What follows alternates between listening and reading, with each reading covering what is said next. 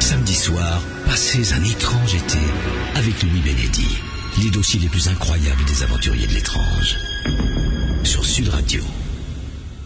Daniel Costel est toujours en notre compagnie et nous accueillons Pierre Lagrange. Bonsoir Pierre Lagrange. Bonsoir. Bonsoir monsieur. Bonsoir. Alors, merci de venir nous rejoindre, Pierre Lagrange. On va passer la deuxième partie de l'émission avec vous pour discuter d'OVNI avec votre nouvel ouvrage qui s'intitule « Ce qu'ils ne veulent pas que vous sachiez ». Alors, je ne sais pas si vous avez entendu une partie de l'émission juste avant, Pierre Lagrange. La fin. Juste la fin. Donc, vous êtes tous les deux, Daniel Costel et vous-même, aux éditions Presse du Châtelet. Vous êtes collègues, en quelque sorte, si je puis me permettre. Alors, Pierre Lagrange, je vous ai demandé d'intervenir dans cette émission un petit peu plus tôt parce que Daniel Costel, lorsque nous avons préparé ensemble cette émission au téléphone, m'avait dit tiens, ça tombe bien que vous parliez des ovnis parce que moi j'ai quelque chose à dire concernant ce dossier d'ovnis puisque vous êtes quand même un petit peu spécialiste de l'aéronautique et en même temps de l'histoire des inventions, donc c'est un domaine que vous connaissez bien et vous m'avez révélé quelque chose de tout à fait étonnant, Daniel Costel. Vous savez, j'ai effectivement entendu beaucoup parler du livre de votre invité. Pierre Lagrange, oui. Qui est Pierre Lagrange, qui est, paraît-il, tout à fait étonnant. Et en fait, c'est pas du tout c'est peut-être une information, je ne sais pas si vous en parlez dans le livre. Malheureusement, je ne l'ai pas encore lu. Je l'ai, mais je ne l'ai pas encore lu. Voilà. Donc, je voulais vous parler de cette histoire de la crêpe volante. Le flapjack, oui. Le XF5U1, oui. Le Chancebout V173, j'ai l'air très pédant comme ça. Ah oui, alors là, ça nous impressionne là-dessus. Je vois ce que c'est, je connais la C'est un avion à aile circulaire qui a volé à China Lake le 23 novembre 1900. Enfin, le premier vol, c'est 42. Mais il a surtout été envoyé à China Lake, qui est une base ultra secrète aux 200 km de Los Angeles, en Californie, à partir de 47. Et il semble que il y a une relation de l'atterrissage de nuit de cet avion avec des ailes circulaires et avec des feux de position qui, par définition, étaient circulaires, vous voyez. Et les gens qui ont vu ça de la route qui séparait la base de l'extérieur, si vous voulez, on parlait de soucoupe volante. Et je crois que le Pentagone a beaucoup insisté pour suivre cette histoire, pour aller dans ce sens-là, de manière à camoufler des essais secrets. Des essais secrets de la crête volante ? Oui.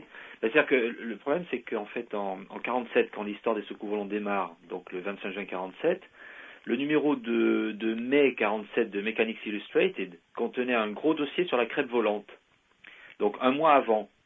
Et l'article se finissait sur une remarque très curieuse. Il disait si jamais vous voyez passer un engin qui vole à une vitesse folle et qui a l'aspect d'une soucoupe, ne vous étonnez pas, ça sera la crête volante.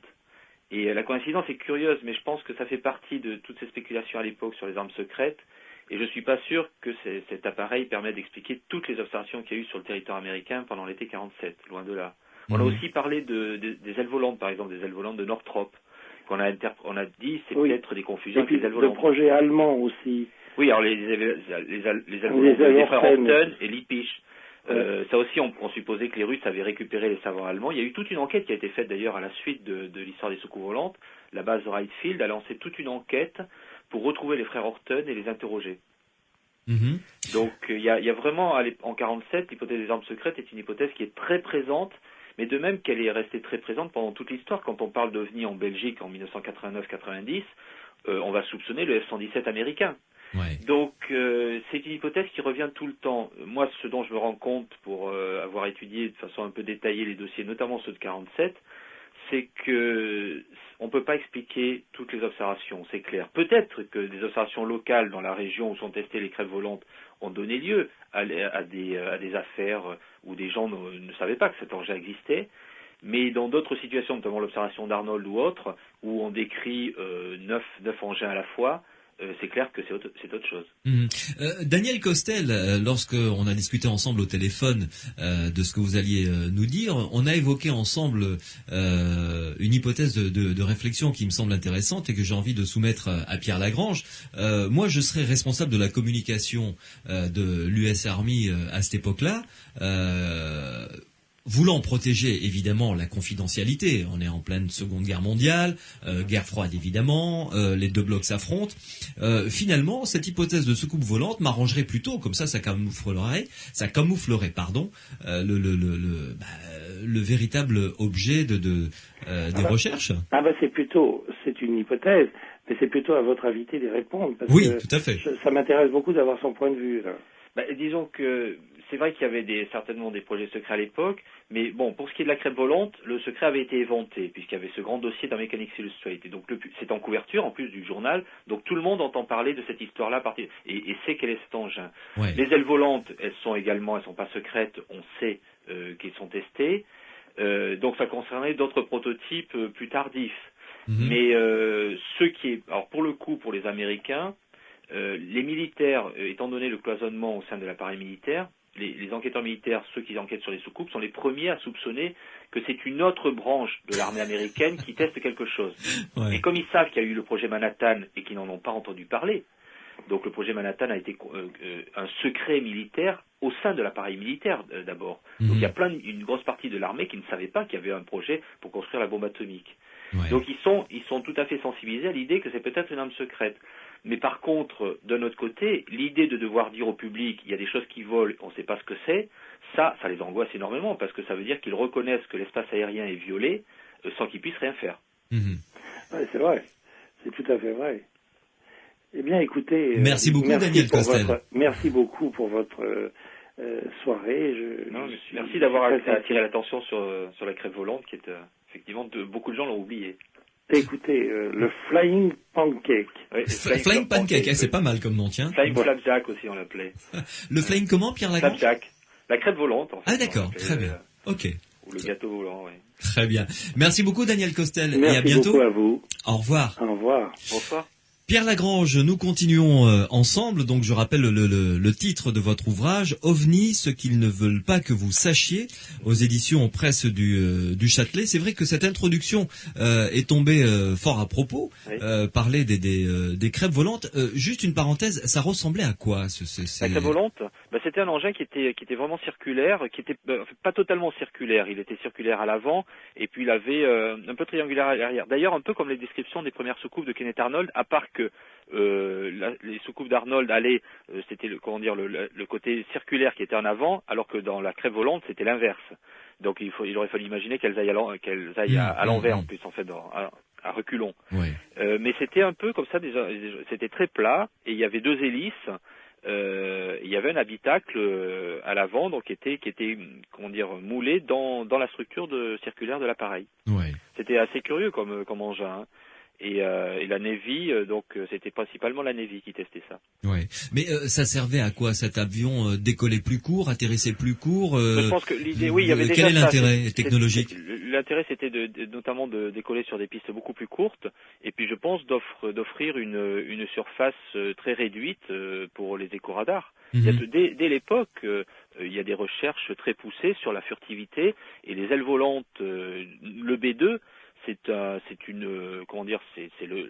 la fin d'un long projet qui commence dans les années 30 chez Northrop notamment. C'est quoi le B2? Le B2, c'est, vous savez, l'avion invisible américain géant. Oui. Il y a le F-117 qui est le petit bombardier furtif, et le B2 qui est un bombardier géant qui coûte quasiment son poids en or et qui est donc invisible au radar. Et qui est vraiment une aile, juste une aile, il n'y a pas de dérive, il n'y a rien. Oui, on a vu des photos, effectivement. Voilà. Oui. Or, très beau d'ailleurs. Ouais. Il est très beau, on dirait l'avion de Batman en gros. Oui, il est fabuleux. Ouais. Et c'est dommage que ce soit un engin de mort, mais bon. Oui, ça, pareil. On a toujours beaucoup d'imagination pour tuer les autres. Oui, c'est vrai. Mais quand on regarde en 47, Northrop a fabriqué le XB et le YB 47 et 49 qui sont des engins qui sont exactement des ailes volantes comme ça, avec de toutes petites dérives à l'arrière, et dont le XB est à propelleur, à hélice, et le YB à réaction.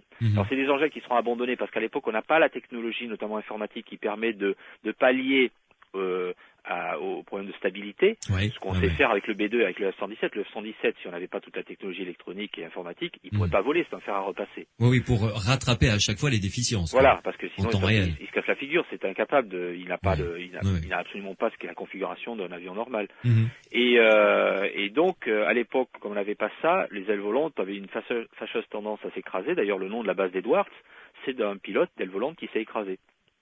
Et la base de Muroc est devenue la base d'Edwards en Californie. Et voilà, donc on testait ces appareils. Donc on était vraiment dans un climat à l'époque d'armes, de tests d'armes nouvelles, et c'était des essais pour avoir les appareils qui offrent la surface la plus mince aux détections radar. Parce qu'une aile comme ça n'a pas toutes les aspérités qu'a un avion normal. Oui. Juste encore avant de refermer la parenthèse, ce bombardier géant dont vous parliez, le B2, hein, c'est ça? Le B2. Il a quelle envergure? Enfin, si vous avez les dimensions à la louche à peu près, voir ce que. Franchement, je me souviens pas, mais c'est un truc qui doit faire, je sais pas, dans les 40 mètres. Ah oui, belle bête quand même. C'est un énorme appareil. Hein. Ah le F-117, on l'a vu au Bourget, il est quand même assez petit. Il est déjà très impressionnant, mais le B2 c'est un bombardier géant. Il est très très grand. C'est le genre d'avion qui devait succéder au B-52. En gros. D'accord. À part qu'à mon avis, il n'a pas du tout la même contenance qu'un B-52. Ce qui fait que ces vieux appareils restent toujours en action. Oui, d'accord. Puis le B2 coûte vraiment très très cher, et chaque fois qu'il traverse des zones d'orage ou autres, sa surface doit être refaite. En fait, il est très très fragile en fait. Alors, Pierre Lagrange, parlons de votre livre. On va aborder évidemment différents sujets ce soir. Donc la théorie du complot, bien entendu. On parlera également de ce que vous appelez la réécriture de l'histoire ufologique, et puis de l'hypothèse extraterrestre.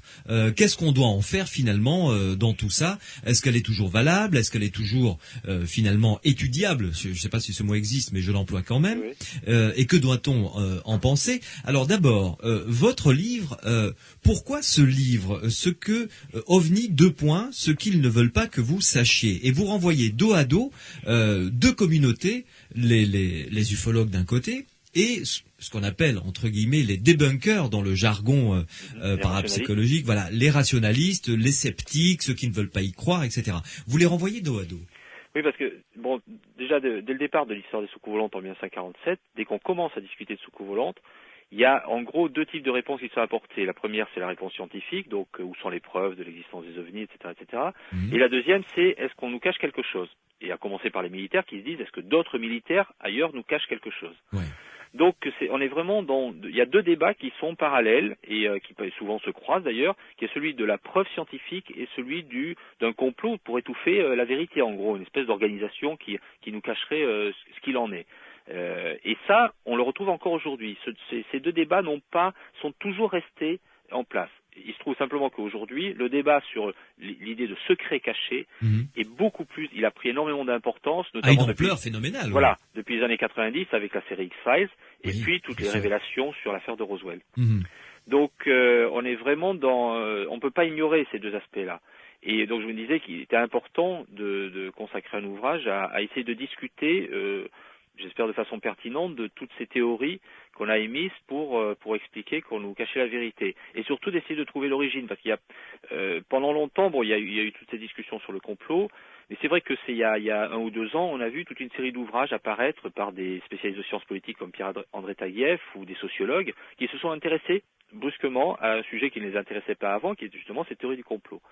Et donc on a suggéré, en fait notamment Pierre-André Taguieff, qu'il y avait toute une filiation entre ces théories ufologiques des amateurs d'OVNI c'est leur passion pour les complots, et tout un tas d'autres milieux qui entretiennent des théories du complot. Je pense notamment à des milieux liés à l'extrême droite ou autres, avec les théories sur les protocoles des sages de Sion, le complot juif, enfin toutes ces théories un peu vieillottes, mais qui malheureusement ont toujours des adeptes forcenés. Et il se dit, on trouve un peu la même logique.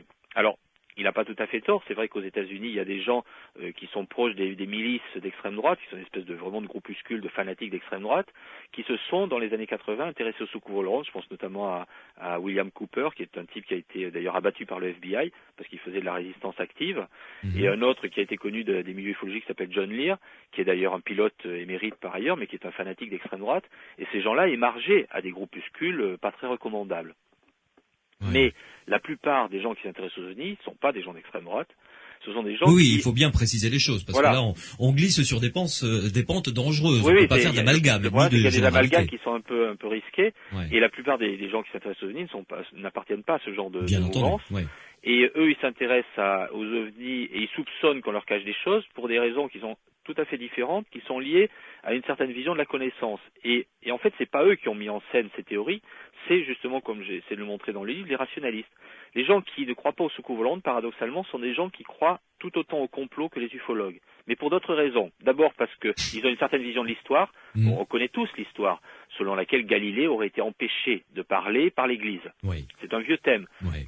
Si on discute vraiment avec des historiens qui ont travaillé sur Galilée, on se rend compte que cette version est fausse. C'est pas du tout ça. D'abord, Galilée était un ami du pape, donc ça on oublie quand même souvent de le rappeler.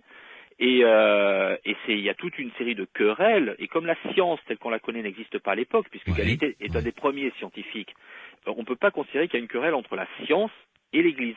Il y a une querelle au sein d'hommes d'église et de personnes qui interprètent les textes sacrés pour savoir jusqu'où on peut aller et comment séparer les domaines. Et le problème de Galilée, c'est en gros d'éviter à l'église d'avoir à traiter des questions qui pourraient la mettre en porte-à-faux, et notamment des questions liées à l'astronomie ou autre. Et c'est ça la querelle qui se passe à l'époque. Et les rationalistes ont eu tendance à réécrire l'histoire en disant, regardez, on a essayé d'étouffer la vérité, l'église. Alors, à l'époque de Galilée et après, jusqu'au 19e siècle, on a essayé comme ça de maintenir une chape de plomb sur la vérité scientifique. C'est intéressant comme théorie, mais ça ne tient pas quand on examine ça sérieusement. Et il y a suffisamment de travaux d'historiens sur Galilée pour s'en rendre compte. Par ailleurs, j'ai appris des choses, vous voyez, en vous écoutant ce soir. Bon, je vous invite vraiment à lire les ouvrages sur Galilée parce qu'il y a des recherches passionnantes qui montrent que les pistes sont à chercher ailleurs. Et par contre, en fait, disons également les rationalistes, à côté de cette façon d'écrire l'histoire avec cette querelle entre l'Église et la science, ont tendance à imaginer qu'à notre époque, on le voit par exemple dans le livre de Georges Charpak et Henri Brock qui est paru il y a quelques années, qui a eu tant de succès, Devenez sorcier, devenez savant. Cet ouvrage nous expliquait qu'en gros, les médias et les pouvoirs publics préfèrent que les gens croient aux soucoupes volantes, à la parapsychologie, à l'astrologie, plutôt que d'en faire des citoyens responsables. Donc en gros, il y aurait des espèces de pouvoirs qui, dans la société, favoriseraient la croyance des gens dans tous ces trucs-là. Donc eux aussi ont ce mécanisme du complot. Voilà, ils imaginent que ceux qui ne sont pas d'accord avec eux, en gros, conspirent contre la vérité. C'est toujours ce principe qui consiste à dire que celui qui n'est pas d'accord avec moi est quelqu'un de forcément malhonnête.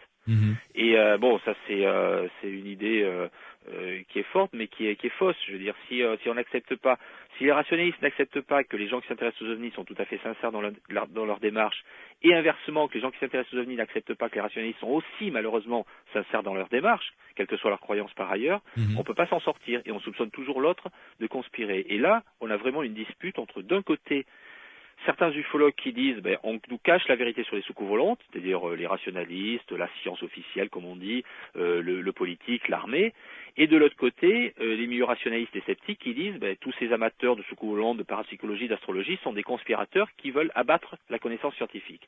Dans ces cas-là, on peut pas s'en sortir, quoi. Donc comment s'en sortir justement? C'est en sortant de ce schéma et en essayant de penser différemment. Oui, mais c'est déjà en essayant d'explorer, je pense, les racines de ces théories du complot. Ce que vous faites à travers votre livre, oui. Voilà, et d'essayer de sortir d'une espèce de schéma un peu dichotomique, un peu manichéen, où on a les bons d'un côté, les brutes de l'autre, et de se dire d'où ça vient et qu'est-ce qu'on gagne et qu'est-ce qu'on perd à penser de cette façon-là. Alors, par ailleurs, il ne faut pas non plus être naïf. Je veux dire, les complots, ça existe. Au cours de l'histoire, on en a une pléthore.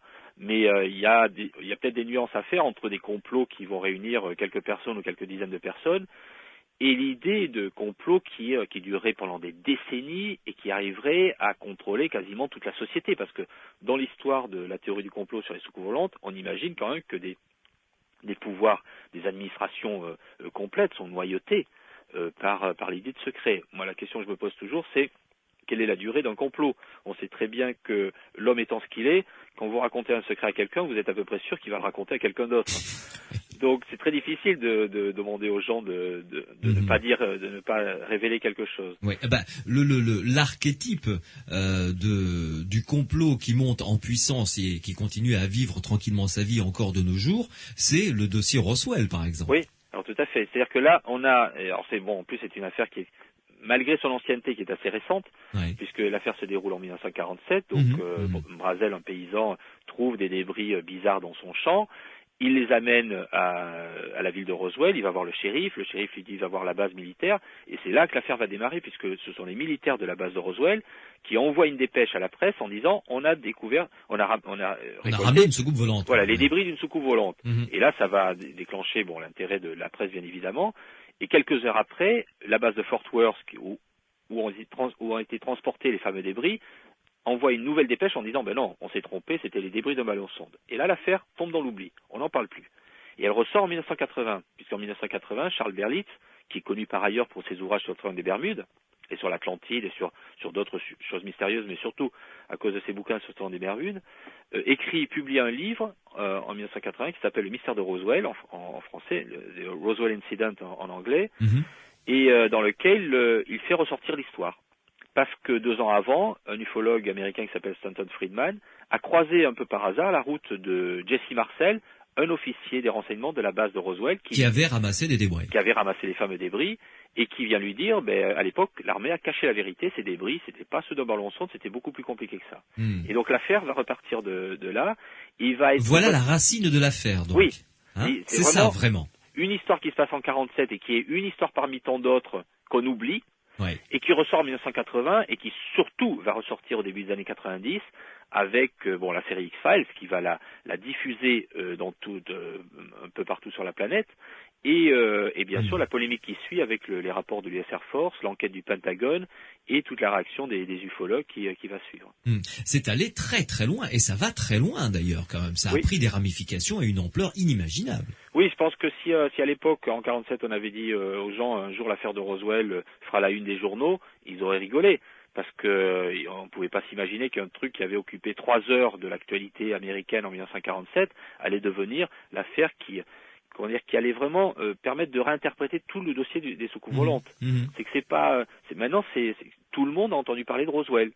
Si je vous parle de Kenneth Arnold, la plupart des auditeurs savent pas qui c'est. Alors que c'est Kenneth Arnold, le vrai début de l'histoire des soucoupes volantes.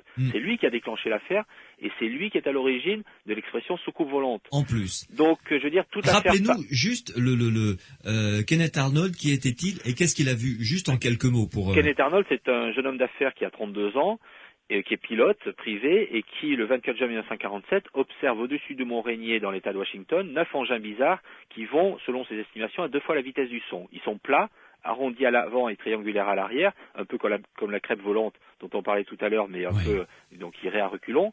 Et il sait pas ce que c'est, il en parle à des amis pilotes qui savent pas ce que c'est non plus. Et en désespoir de cause, il en parle à des journalistes une petite ville de l'Oregon où il se pose, Pendleton, qui vont rédiger une dépêche, et c'est cette dépêche-là, qui va déclencher une controverse nationale et internationale sur un truc que les journalistes se mettent à appeler soucoupe volante. Parce que le journaliste fait une erreur et confond le mouvement, Kenneth Arnold lui dit c'était comme des soucoupes qui auraient ricoché sur l'eau, et le journaliste confond le mouvement et la forme. Il dit c'était des objets qui ressemblaient à des soucoupes, d'où l'expression soucoupe volante. Et c'est ça le début de l'histoire des soucoupes volantes, et pas autre chose. Et c'est le 8 juillet 47 que l'histoire de Roswell arrive, donc 10 jours après. Et le vrai souci, c'est qu'aujourd'hui, on confond les deux. Quand on fête effectivement le 60e anniversaire de l'affaire de Roswell, par définition, elle s'est passée en 47. Mais on oublie que c'est pas l'affaire de Roswell qui a déclenché l'histoire des soucoupes volantes. Et là, on est dans une époque où, depuis 1994, en gros, on réécrit systématiquement l'histoire. C'est un peu comme si on inventait un nouveau début à la Seconde Guerre mondiale, sous prétexte que le début habituel est pas très sexy.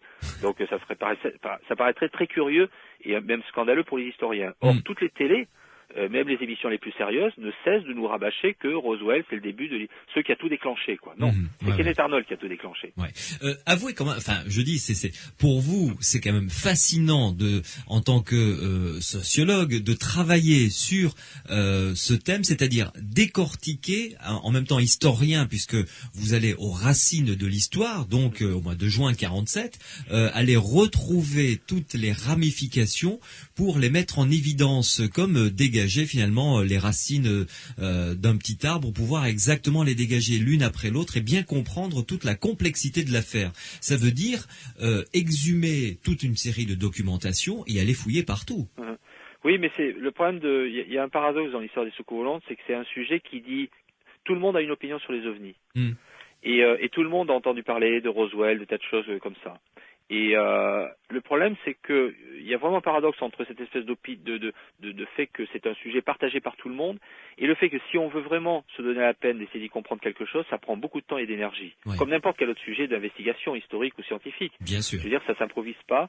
Et moi, il y a plus de 20 ans, quand je me suis intéressé à l'histoire de Kenneth Arnold, il a fallu que j'aille aux États-Unis, que je retrouve les acteurs, que j'exhume des documents. Ça m'a pris des années. Et ça m'a permis de voir en plus toutes les idées reçues qu'il y avait déjà sur l'histoire de Kenneth Arnold, puisqu'on colportait tout un tas d'histoires fausses à son sujet. On n'arrêtait pas de dire, par exemple, que quand il s'était posé avec son avion, les journalistes étaient déjà là en train de l'attendre. C'est faux. C'est lui qui est allé trouver les journalistes, pour des raisons tout à fait honorables d'ailleurs, mais l'histoire s'est pas passée comme on le racontait. Personne n'était allé voir le journaliste qui avait écrit la première dépêche de presse. Je suis allé le retrouver là où il coulait une paisible retraite, dans l'État de Washington. Donc les gens n'étaient pas revenus sur les lieux, n'avaient pas rencontré les acteurs ou leurs familles, etc. Donc il y avait vraiment une enquête à faire. Et c'est ça qui est intéressant dans ces sujets. Avoir une opinion sur les soucoupes volantes, en gros, je dirais que tout le monde peut se le permettre. Mais vraiment se dire sur quoi on va fonder cette opinion, ça pose d'autres difficultés. Parce que finalement, c'est un sujet, dont on peut s'emparer comme ça assez facilement. Il y a des livres qui sont accessibles et tout. Mais si on veut en faire vraiment un sujet de débat et l'inclure dans des cadres de discussion scientifique, ça pose d'autres difficultés. Et c'est pour ça que depuis d'ailleurs si longtemps, il y a plein d'idées reçues pour et contre sur le sujet. Et il y a tant d'engueulades autour des soucoupes volantes et peu de discussions un peu paisibles, on va dire. Ouais. Alors, nous allons faire une première pause. Pierre Lagrange, il y a pas mal de SMS qui arrivent, notamment concernant l'émission de France 3, qui a été diffusée la semaine dernière, à laquelle vous avez participé d'ailleurs. On en dira un petit mot rapidement. Nous parlerons également de l'hypothèse extraterrestre, bien entendu, parce qu'on ne peut pas faire l'économie de au moins se poser la question dans cette émission. Étrangeté sur Sud Radio. Et puis, on reviendra pour commencer sur votre livre et à travers l'exemple que vous avez pris vous-même d'ailleurs, l'évolution au CNES du GEPAN, CEPRA, etc., etc. On repeignera tout cela avec vous si vous le voulez bien, Pierre Lagrange. 0826 300 300, vous pouvez nous appeler pour nous apporter vos questions, vos commentaires, vos réactions. Pierre Lagrange est à votre disposition pour y répondre, bien entendu. Et puis vous pouvez également, comme l'ont fait nos deux auditeurs, Rascal entre autres, qui est un auditeur fidèle, vous pouvez nous envoyer un SMS, vous tapez Sud sur votre portable, vous laissez un espace, votre texte et vous envoyez le tout au 71 200. Étrange été. Louis Benetti, Sud Radio. Après les apparitions à Fatima au Portugal, deuxième dossier avec Pierre Lagrange, qui est l'auteur d'un livre aux éditions Presse du Châtelet intitulé OVNI, ce qu'ils ne veulent pas que vous sachiez. En gros, on nous cache tout, on nous dit rien. Pierre Lagrange, vous avez décortiqué tout cela pour essayer de comprendre le mécanisme des tenants de la théorie du complot, qu'ils soient d'ailleurs pour ou contre l'hypothèse OVNI ou extraterrestre. C'est ça qui est intéressant. Alors, vous vous êtes penché sur, évidemment, le seul organisme que l'on ait en France et qui existe à ma connaissance en Europe d'ailleurs. Oui, même dans le monde. Dans le monde, qui soit payé par nos deniers, par nos impôts, qui est le GIPAN, le CEPRA, le GEPAN, voilà. Donc vous avez remonté jusqu'au départ, à la création. C'est-à-dire qu'en fait, ce qui m'intéressait, c'était que dans ces débats sur l'existence d'un complot, bien sûr, on a commencé par soupçonner que l'armée américaine nous cachait la vérité. Voilà. Et chaque fois qu'il y a une prise de position un peu publique, officielle, on va dire, sur le sujet, il y a bien sûr des soupçons qui sont générés. Parce que quand même depuis 1947, la constante, je dirais, sur les ovnis, c'est le public qui pose des questions et une partie du public qui dit on a vu des choses bizarres dans le ciel, on voudrait avoir une réponse. Et puis on va dire les savants ou les militaires qui ont tendance à dire nous emballons pas, peut-être que ce sont des confusions, il n'y a peut-être pas de soucoupe volante dans le ciel. Donc c'est un peu ça pour résumer le débat. Et c'est vrai que en retour, une partie des gens ont tendance à dire qu'est-ce que c'est que ces réponses un peu mielleuses. Est-ce qu'ils en savent pas un peu plus qu'ils veulent bien le dire. Et en 77, donc le CNES a créé une cellule chargée d'étudier les ovnis, qu'on a appelé pour l'occasion les phénomènes aérospatiaux non identifiés. Ça s'est appelé le GEPAN, le groupe d'études des phénomènes aérospatiaux non identifiés. Et ça a été créé, alors ça c'était quelque chose de tout à fait intéressant, à l'initiative de Claude Poher, qui était un ingénieur du CNES, qui avait des responsabilités, il dirigeait le département fusées-sondes, et à titre personnel, il s'était intéressé à ce sujet. Et il a réussi, à travers notamment toute une série d'études statistiques qu'il avait faites, à persuader sa hiérarchie, et notamment à l'époque Yves Sillard, qui était, je crois, directeur général du CNES, et qui aujourd'hui d'ailleurs a repris du service par rapport à cette histoire de GEPAN. Et Sillard, devant le sérieux de la démarche de Poher, s'est dit, on va donner des moyens. Donc lui, et je crois Hubert Curien, qui est devenu ministre par la suite de la recherche et qui à l'époque était également, je crois, le président, lui, du CNES, ont décidé la création de cet organisme. Et ce qui s'est passé, c'est que Poher a travaillé pendant un an et demi. Ensuite, il a laissé la place à un jeune polytechnicien, Alain Esterne, qui a pris sa suite. Et en 1983, le service a été dirigé par Jean-Jacques Velasco, qu'on a vu l'autre soir d'ailleurs sur France 3, et qui a laissé la place en 2005 à un nouveau responsable, Jacques Pattenet. Voilà, que nous avons reçu ici récemment d'ailleurs. Que vous avez reçu, et c'est à l'occasion de la prise de direction par Jacques Pattenet que le GEPAN, qui était devenu entre-temps CEPRA, Service d'expertise des phénomènes de rentrée atmosphérique, ce qui montre que le CNES avait un peu baissé ses ambitions, puisqu'on était passé des phénomènes aérospatiaux identifiés aux rentrées atmosphériques, ce qui est un peu moins intéressant quand même. Et le service donc est redevenu GEPAN, GIPAN, groupe d'études et d'information sur les phénomènes aérospatiaux identifiés. Donc, ce qui est tout à fait intéressant, c'est que dès le départ, en fait, dès 77, bien évidemment, comme toute prise de position scientifique ou un peu officielle, le GEPAN va être accompagné de tout un cortège de rumeurs disant que c'est encore un nouveau service chargé d'endormir le public et de cacher la vérité. Il faut savoir que, par exemple, en septembre 78, le GEPAN a organisé une réunion semi-publique, à laquelle ont été invités tous les responsables de groupes ufologiques français. Donc chaque groupe pouvait envoyer 2 personnes, ce qui fait qu'à l'époque, comme il y avait beaucoup de groupes d'amateurs ufologues en France, ça faisait quand même beaucoup de monde. Et tous ces gens se sont réunis à Toulouse, donc, et Claude Poher, Alain Esterle, puis je crois qu'il y avait aussi les responsables du CNES, des responsables du CNES de Toulouse, ont discuté comme ça avec ces ufologues pour savoir un peu comment le GEPAN fonctionnait, leur expliquer comment tout ça se passait, et éventuellement tracer des plans sur l'avenir pour une éventuelle collaboration.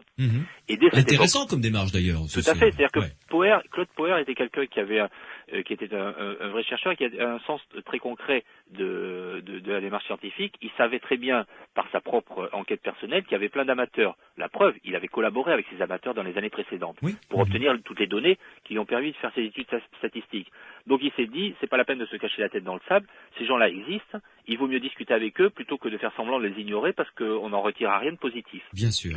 Simplement, ce qui s'est passé le jour de la réunion en 78, c'est que, alors que la majorité des amateurs étaient plutôt bien disposés, ça s'est très très bien passé, il y en a un ou deux qui ont fait un esclandre en expliquant que tout ça c'était une nouvelle commission Condon. En gros, c'était un espèce d'étouffoir qui allait nous cacher la vérité. La théorie du complot et de la désinformation. Voilà. Et à l'époque, c'était l'écrivain de science-fiction Jimmy Gueux, qui était bien connu des cercles d'amateurs ovnis et des amateurs de science-fiction, puisque son métier c'était écrivain de science-fiction. C'est Jimmy Gueux et paradoxalement un chercheur au CNRS, Jean-François Gilles, qui ont lancé cette idée-là. Jean-François Gilles, c'était un chercheur qui travaillait dans l'équipe à l'époque de Brandon Carter, donc qui a travaillé sur la cosmologie, et qui était passionné d'OVNI, et qui pensait qu'il y avait des complots, donc, et que le GEPAN allait faire remplir ce rôle également. Donc il y a eu toute une polémique, et à l'époque, ce sont les ufologues eux-mêmes qui ont arrêté la polémique, puisque dans les grandes revues de l'époque, comme Lumière dans la nuit, ou d'autres revues qui paraissaient, il y a eu une levée de bouclier de la majorité des ufologues qui ont dit écoutez, les théories de Jimmy Gueux et de Jean-François Gilles, elles sont intéressantes, mais elles sont pas très productives. Il vaut mieux qu'on maintienne un dialogue intéressant avec le GEPAN, qui nous ouvre ses portes, et qu'on arrête de les accuser de ceci, cela, alors qu'ils n'ont pas eu le temps de travailler encore. Donc c'était plutôt une décision sage, ce qui montre que les ufologues sont des gens tout à fait raisonnables la plupart du temps. Et alors par contre, la situation a évolué bien sûr, parce qu'à l'époque, Claude Poher a annoncé son départ. Il avait envie de faire le tour du monde en bateau depuis longtemps. Il a mis des années à construire son bateau personnellement. Ce qui est une excellente excuse d'ailleurs. C'est tout à fait une bonne raison. Complètement, oui. Et par ailleurs, il avait commencé à se rendre compte qu'au sein de la hiérarchie du CNES, l'histoire des ovnis, c'est quand même un sujet qui grince un peu et qui coince, on va dire. Et du coup, il se disait, je vais sans doute pas avoir tous les moyens dont j'aurais besoin pour pouvoir faire mon enquête. Et comme il avait cette envie de prendre un peu, de se mettre au vert. Et puis il y avait ce jeune polytechnicien. Voilà. Il a donné sa démission et le projet a été confié à Alain Estherle. Qui a même tenu un stand, d'ailleurs, je l'ai lu dans votre livre, au Bourget. Au Bourget, oui. Et alors, mais ce qui est tout à fait énorme quand même, c'est bien. Hein. Oui, mais bon, dans les activités du CNES, celle du GEPAN, il n'y avait pas de raison de ne pas les présenter non plus. Oui, tout à fait, oui. Et alors, ce qui est tout à fait intéressant de la part d'Estherle, c'est que entre 78 donc et 1983, son départ, c'est lui qui véritablement a permis de valoriser le travail et de lancer tout un tas de pistes de recherche, puisque quand Poher est parti, il y avait toute une série de volumes de recherches, de travaux qui avaient été rédigés, mais qui n'étaient pas publics. Ouais. C'était juste destiné à la hiérarchie du CNES et au comité scientifique qui avait été mis en place pour évaluer les travaux du GEPAN. Mais à partir de 78, Estherle a obtenu un peu plus de moyens, on va dire, et a commencé à faire des recherches dans tout un tas de directions et des enquêtes. Et elles ont été publiées, puisqu'il y a 18 notes techniques qui ont été publiées. Ouais. Alors je ne sais pas si maintenant on les trouve très facilement, mais elles doivent être disponibles sur le site du CNES, on peut les télécharger. Et donc il y a tout un tas de recherches qui ont été faites dans plein de directions, que ce soit la psychologie de la perception ou la propulsion par exemple. Ouais. Puisqu'il y a une note technique qui est consacrée aux recherches sur la magnéto-hydrodynamique. Vous savez, les théories de Jean-Pierre Petit, le physicien du sud-est de la France, sur le mode de propulsion possible pour les soucoupes volantes. Et donc Estherle a vraiment fait faire des recherches tous azimuts, on va dire.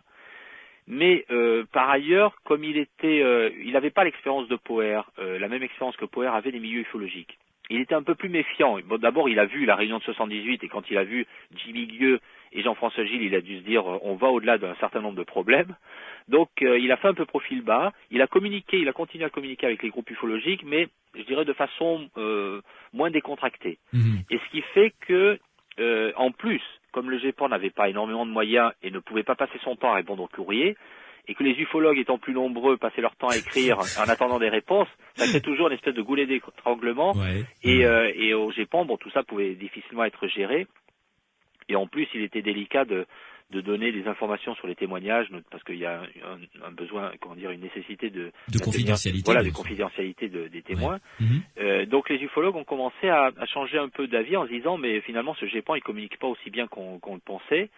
Et quelques années plus tard, on a vu apparaître des articles dans les revues qui avaient contrecarré dans un premier temps Jimmy Gueux, et en disant, peut-être que le GEPAN est en train de nous refaire le coup qu'on a déjà vu et de se garder tout pour lui.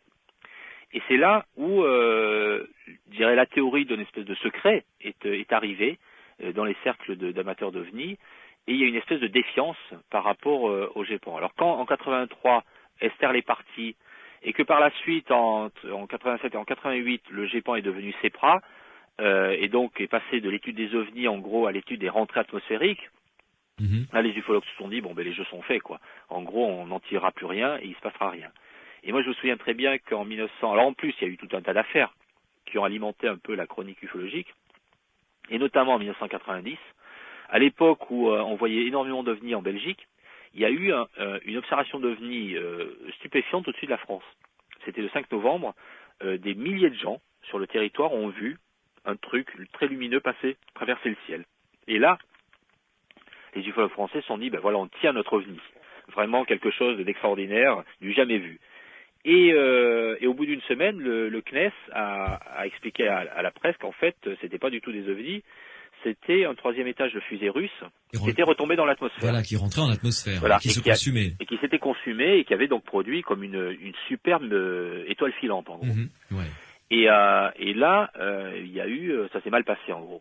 C'est-à-dire que une partie des ufologues n'ont pas accepté la théorie du CNES. Et alors je me souviens, ça devait être en 91 ou 92, en janvier, Jean-Jacques Velasco, qui était le responsable du GEPAN, a été invité à faire une conférence au Palais de la Découverte sur les ovnis.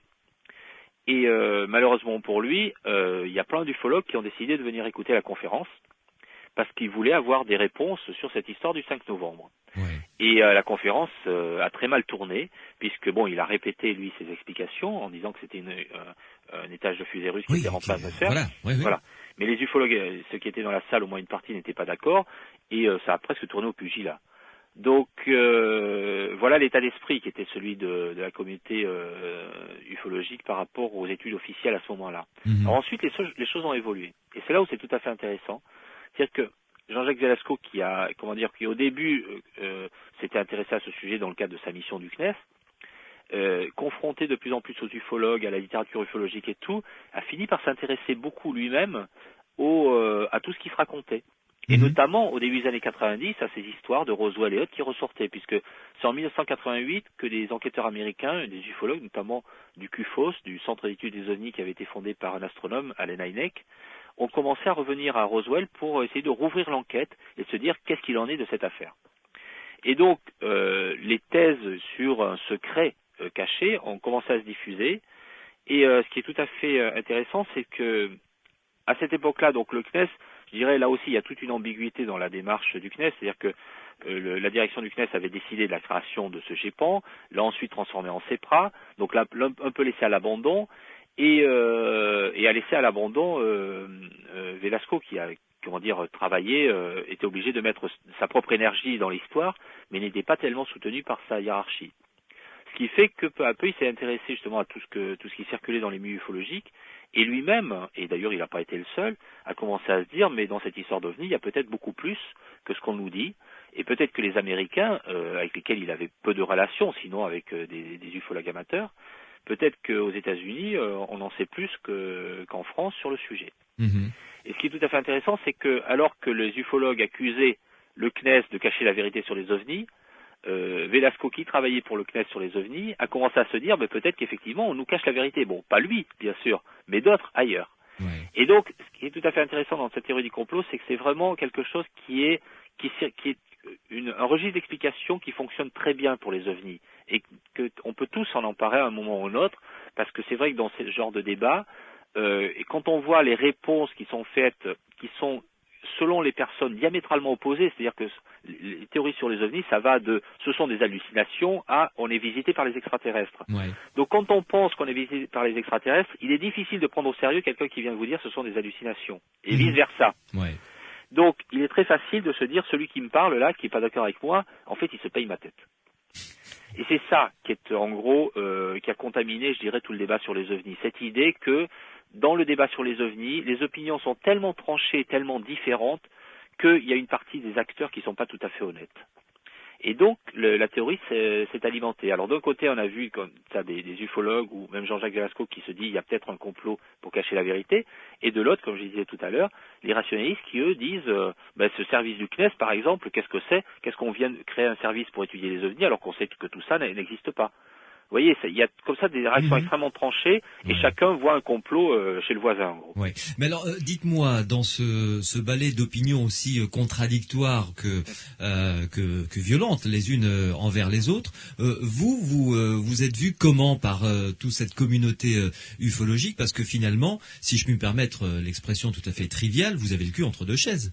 C'est-à-dire que moi, ce qui m'intéresse, c'est que il y a plusieurs problèmes en fait. C'est que moi, j'entretiens de très bonnes relations avec beaucoup d'ufologues.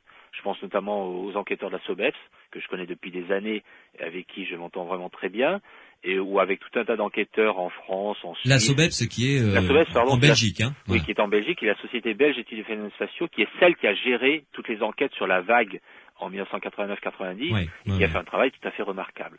Donc il y a des ufologues dans tous les pays, et j'entretiens d'excellentes relations avec tous les gens qui sont vraiment, je dirais, au cœur de tout un tas de recherches là-dessus.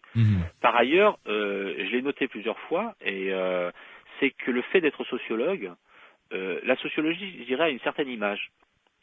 Et on attend toujours, et je le vois bien d'ailleurs avec les journalistes qui viennent me voir, on attend souvent d'un sociologue, notamment d'un sociologue qui s'intéresserait à un truc comme les ovnis, qui vienne nous expliquer pourquoi les gens croient n'importe quoi, en gros. Cette idée, il y a une idée quand même qui circule beaucoup, c'est que les ovnis sont des fables ou des illusions, et que les gens qui croient aux ovnis sont des naïfs. Et donc, on demande souvent aux sociologues, venez nous expliquer, puisque vous vous intéressez à la sociologie, justement, aux influences culturelles et tout ça, venez nous expliquer pourquoi les gens croient à des choses qui n'existent pas. Le problème, c'est que la sociologie a beaucoup évolué et que c'est pas mon métier. Moi, la sociologie qui consiste justement à expliquer que les gens croient n'importe quoi, c'est pas ma tasse de thé. Et si je fais de la sociologie, c'est justement en réaction à cette attitude. C'est-à-dire qu'à l'époque où, quand j'étais étudiant, où je suis allé trouver des sociologues pour travailler avec eux et pour apprendre ce métier, c'était parce qu'au sein de la sociologie, s'était développé un courant qui réagissait à ce qu'on appelle la sociologie réductrice. C'est-à-dire que c'est traditionnellement la sociologie qui existe depuis 150-200 ans. C'est vrai qu'il y a cette tendance depuis longtemps à vouloir expliquer les mythes, les croyances et les idéologies. Et du coup, à souvent réduire l'autre à être un idéologue ou un croyant ou un naïf. Mais il y a toute une tendance nouvelle de la sociologie qui s'est développée depuis, je dirais, une trentaine d'années, qui consiste au contraire à prendre le contre-pied de ça et à dire non, on ne fait pas de la bonne sociologie si on se contente de traiter de naïfs nos contemporains. Et un sujet comme les ovnis, par exemple, on fait une erreur si on le prend a priori comme une croyance. C'est que de la même façon, si on étudie, par exemple, si on s'intéresse au travail des scientifiques, on ne va pas les accuser de croire n'importe quoi. Donc, on n'a pas de raison d'accuser une autre partie de la population d'être des naïfs, crédules et tout ce qui s'ensuit. Et si je me suis intéressé aux ovnis, c'est pas du tout avec l'idée de démonter un mythe ou une croyance, mais c'est plutôt avec l'idée de m'interroger sur les raisons pour lesquelles on réduit l'ovni à un mythe et à une croyance. Donc c'est exactement la démarche contraire. Le problème, c'est que comme la sociologie est une discipline qui est très peu vulgarisée dans la société, la plupart des gens, quand ils entendent sociologue, ils disent « bon, on sait ce qu'il va nous dire ». Et c'est ça le vrai souci. C'est que, en gros, je sais pas, il faudrait peut-être inventer un nouveau mot, je sais pas comment il faut faire, mais le terme de sociologue est très connoté. Et il est aussi connoté négativement, du coup, parce que c'est vrai que dans les années 70, il y a toute une partie des ufologues qui sont devenus des psychosociologues, comme on dit dans le jargon des amateurs d'ovnis. C'est-à-dire qu'il y a une partie de la communauté des ufologues qui sont devenus sceptiques. Des gens, donc c'était des amateurs d'ovnis qui jusque-là pensaient que les ovnis existaient et qu'ils étaient peut-être d'origine extraterrestre, et qui, à partir de 77, certains d'entre eux ont dit, si ça se trouve, on étudie un truc qui n'existe pas. Et ils sont devenus sceptiques, et ils ont élaboré des théories qui, à l'inverse de l'hypothèse extraterrestre, consistaient à réduire tous les ovnis à des méprises. Et donc leur discours, ça a été de dire, tout ça, en fait, c'est un mythe, c'est une croyance, et les gens croient voir des ovnis, mais il n'y a rien à voir. Et ça s'est appelé l'hypothèse sociopsychologique. Alors évidemment, le problème c'est qu'ils ont repris eux-mêmes cette espèce d'image de la sociologie comme étant, en gros, la chasse aux croyances et à la crédulité. Ce qui fait que quand on vient derrière tout ça, derrière l'expérience du coup que les ufologues ont de cette idée que certains d'entre eux sont devenus des mécréants parce qu'ils ont tout réduit à un phénomène social, quand on vient derrière et qu'on leur dit moi je suis sociologue et je m'intéresse aux ovnis, ils disent c'est pas de bon augure quoi, qu'est-ce qu'il va nous raconter? Donc c'est vrai qu'il y a une vraie difficulté à dire je suis sociologue, je m'intéresse aux ovnis, mais je fais pas ce que vous croyez que je fais, et je dis pas ce que vous croyez que je dis. Et par moments c'est vraiment très difficile. Je me suis retrouvé dans des discussions face à des gens qui n'écoutaient pas ce que je racontais. Alors il y a aussi le fait que la sociologie c'est aussi un métier, ça s'apprend. Donc quand moi je parle de mon métier, les gens qui m'écoutent n'ont pas la même familiarité que moi avec le métier, et je peux employer des mots qu'ils ne comprennent pas. Donc je comprends tout à fait que ça soit pas facile. Par ailleurs, moi je me souviens des premières fois où j'étais invité à parler à la radio ou à la télé, quand j'ai fait mes premières publications, c'était en 1990. On est très mal à l'aise, on a le trac, on ne sait pas trop comment s'exprimer. Là aussi, parler dans un micro, ça s'apprend. Et savoir employer les mots qui permettent de faire passer ses idées, c'est pas quelque chose qui vient spontanément. Bon, il y a des gens qui sont très doués pour ça. Moi, j'étais pas doué pour ça. Donc, c'est un truc qu'on apprend peu à peu. Et ce qui fait que on part avec de gros handicaps. D'abord, il faut s'exprimer en public. Ensuite, il faut aller contre les idées reçues de sa discipline. Et ensuite, il faut aller contre toutes les idées reçues qu'a le public sur l'image de la sociologie. Donc, ça fait une série de sauts d'obstacles où on a toutes les chances de se vautrer avant d'avoir sauté le dernier obstacle. Donc, voilà la difficulté. Ce qui fait que, comme en plus, en 1996, j'ai publié un livre sur Roswell dans lequel j'ai expliqué que je ne croyais pas à l'affaire de Roswell. Du coup, je me suis rajouté moi-même une difficulté dans l'histoire, parce que les gens se sont dit, s'ils ne croient pas à Roswell, ça veut dire qu'ils ne croient pas aux ovnis. Non, je ne crois pas à l'affaire de Roswell, Mais le reste du dossier des ovnis, au contraire, je le prends très au sérieux. Et je connais plein d'enquêteurs en France ou ailleurs qui sont des gens qui s'intéressent très sincèrement aux ovnis et qui pensent que les ovnis existent pour aller vite, mais qui ne croient pas non plus à Roswell. Donc c'est vraiment un sujet très délicat et c'est toujours très difficile de s'exprimer sur ces questions et comment dire, d'apporter un avis nuancé sans que ça réduise à une espèce de prise de position un peu grossière et vulgaire, quoi. Ouais.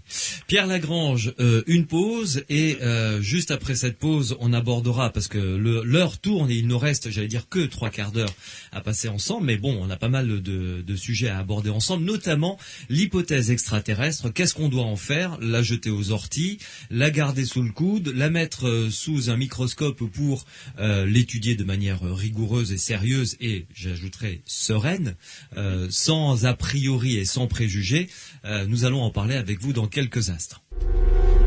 Sud Radio vous offre un étrange été avec Louis Benedy. OVNI, ce qu'ils ne veulent pas que vous sachiez, c'est le titre du dernier ouvrage de Pierre Lagrange, publié aux éditions Presse du Châtelet. Pierre Lagrange, qui est mon invité ce soir dans Étrange été. Question suivante, évidemment, qui continue à dérouler dans le sens de notre conversation. Comment, selon vous, doit-on étudier ces phénomènes OVNI? Oula, ça c'est une vaste question. Oui. C'est-à-dire que bon, c'est vrai que souvent bon, on discute à propos des témoignages, bien sûr, puisque c'est la base du dossier des ovnis. Donc il y a des gens qui rapportent avoir vu des choses dans le ciel, et ça a entraîné depuis 1947 tout un tas de polémiques. Notamment, bon, on connaît les réponses classiques qui sont faites. Le témoignage humain n'a aucune valeur. Les témoins ont vu quelque chose, mais ils ont pu se tromper, etc., etc. Et ça a souvent longtemps servi d'argument pour dire le sujet n'a pas l'intérêt que croit le grand public.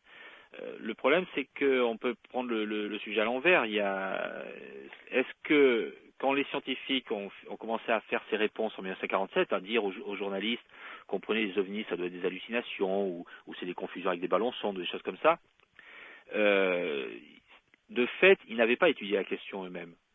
Donc, quand on lit la presse dès 1947, on se rend compte qu'il y a les scientifiques qui sont invités à répondre à l'énigme des soucoupes volantes ne font pas vraiment des réponses de scientifiques, c'est-à-dire que ce sont des physiciens la plupart du temps qu'on interroge, et curieusement ils se mettent à parler de psychologie, de sociologie, d'hallucination et des choses comme ça.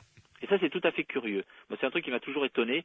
Quand j'étais aux États-Unis, j'ai fait des photocopies de centaines de coupures de presse partout où j'allais dans les bibliothèques municipales et je photocopiais la presse de 1947.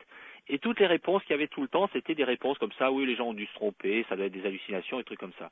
Et ça qui était fait par des physiciens. Bon, le métier des physiciens c'est faire de la physique, pas de faire de la psychologie. Et ça m'intriguait beaucoup. Et en fait, quand on accumule tout ça, on se rend compte que ce qui se passe en 1947, c'est qu'il n'y a pas un débat scientifique sur les ovnis. Il n'y a pas une véritable discussion comme on aurait une discussion entre scientifiques sur n'importe quel sujet de recherche. Leur problème, c'est de se débarrasser du sujet.